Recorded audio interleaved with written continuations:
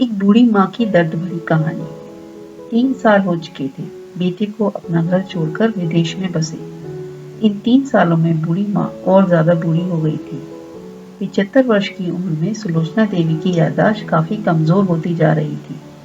उन्हें रोजमर्रा की चीजें याद न रहती, लेकिन जो उन्हें हमेशा याद रहता वह था उनका बेटा। दिन हो या रात, एक पल भी ऐसा न होता जब उन्हें अपने बेटे की याद न आए। दूसरी तरफ बेटा था जो साल भर में एक आध बार अपनी माँ को फोन कर लिया करता था और 1-2 मिनट से ज्यादा बातें भी ना किया करता।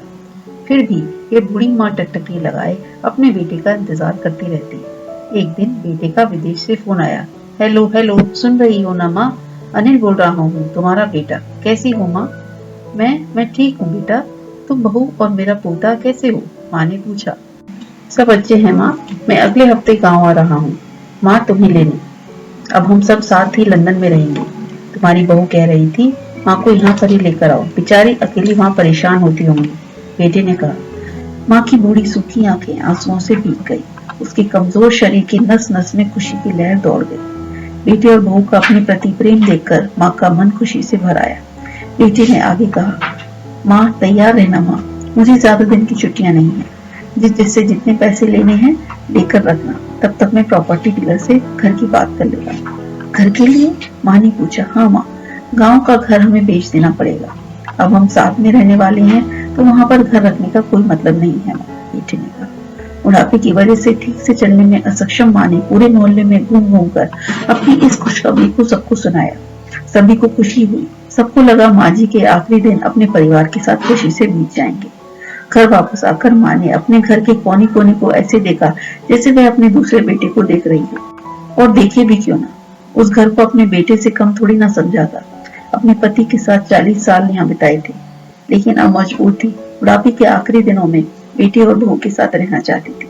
दिल पर पत्थर रखकर घर बेचने के लिए माँ तैयार हो गई। आनंद फानंद में बेटे ने घर को आधे दांव पे बेच दिया। माँ ने ज्यादा नहीं, लेकिन जिन चीजों से दिल लगा रखा था उन चीजों को समेटा और बेटे के साथ टैक्सी में बैठकर एयरपोर्ट चली गई। एयरपोर्ट पर आकर बेटे ने माँ से कहा, माँ तुम यहाँ बेंच पर बैठो, मैं सामान और बोर्डिंग पास की जांच कराकर आता हूँ। वहाँ वक्त लगता है और खड़ा रहना पड़ता है, तुम्हें तकलीफ होगी। तुम यही आराम करो, मैं यूं गया और यूं आया। माँ बेंच पर बैठ गई, बेटा अंदर चला गया। काफी समय हो गया बेटा वापस नहीं आया। माँ सोचने लगी ज्यादा भीड़ होगी इसलिए देर लग रही है। अंधेरा होने को आया, अब तो लोगों की चहलकदमी भी कम होने लगी थी।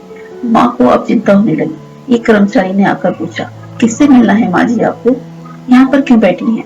डरती हुई आवाज में सुलोचना देवी बोली, मेरा बेटा अंदर सामान की जांच कराने गया है, लंदन जा रहे हैं हम। क्या नाम है माँ जी आपके बेटे का? कर्मचारी ने पूछा। अनिल नाम है मेरे बेटे का, सुलोचना देवी ने बताया। कर्मचारी अंदर गया और थोड़ी देर बाद बाहर लौटा। उसने सुलोचना देवी से कहा, माँ जी लंदन जाने वाली फ्लाइट तो दोपहर में ही जा चुकी है और आपका बेटा भी उस फ्लाइट में बैठकर लंदन जा चुका है। अब आपके यहाँ बैठने का कोई मतलब नहीं है, आप भी अपने घर चले जाइए। क्या जा चुका है और मैं घर जाऊँ? माँ की आंखों से आंसुओं का सैलाब उठने लगा। जैसे तैसे माँ घर पहुंची, जो अब उसका था ही नहीं बिक चुका था। वह वही बरामदे में तुलसी के पौधे के पास सो गई। घर के नए मालिक को उस पर दया आ गई। उसने एक कमरा उसे किराए पे दे दिया। पेंशन के पैसों से खाना और किराए का बंदोबस्त हो जाता था। दिन बीतने लगे। कुछ दिनों बाद घर के नए मालिक ने सुलोचना देवी से कहा, माँ जी आप अपने रिश्तेदारों के यहाँ जाकर क्यों नहीं रहती? इस उम्र में आपके लिए वही अच्छा होगा। अच्छा तो होगा, लेकिन अगर मेरा बेटा वापस आया तो उसका ख्याल कौन रखेगा? मेरा बेटा बहुत बोला है, उसे अपना ख्याल रखना बिल्कुल भी नहीं आता। मैं कहीं नहीं जाऊंगी, क्या पता कब उसे मेरी जरूरत पड़ जाए, माँ ने कहा। दोस्तों किसी ने सच ही कहा है, पूत कपूत हो सकता है लेकिन माता को माता कभी नहीं होती। इसलिए अपने माता पिता की जितनी हो सके सेवा करें और उनके साथ बुरा बर्ताव कभी ना करें। धन्यवाद।